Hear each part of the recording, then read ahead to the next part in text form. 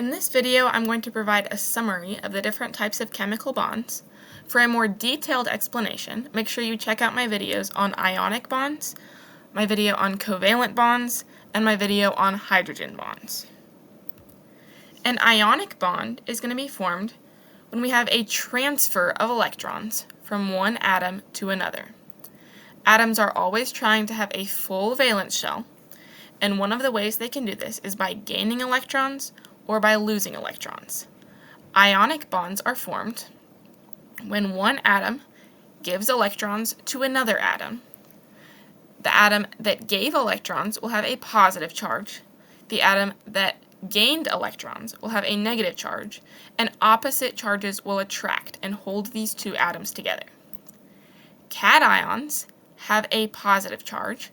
We can remember that this T in cation looks like a positive sign.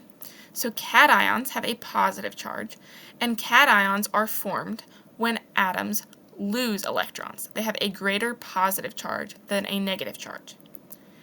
Anions are negative ions, and I remember that this N in anion is for negative. Anions are formed when an atom gains electrons. Covalent bonds are formed when atoms share electrons. So instead of transferring electrons from one valence shell of an atom to a valence shell of a different atom, these two or more atoms are going to share electrons so that they both have a full outer shell. We can have a polar covalent bond if these electrons are shared unequally. If the electrons are shared unequally, then the electrons are going to be more strongly attracted to one end of the molecule, giving that end a more negative charge, and the other end a more positive charge. If we have a nonpolar covalent bond, then the electrons are shared equally.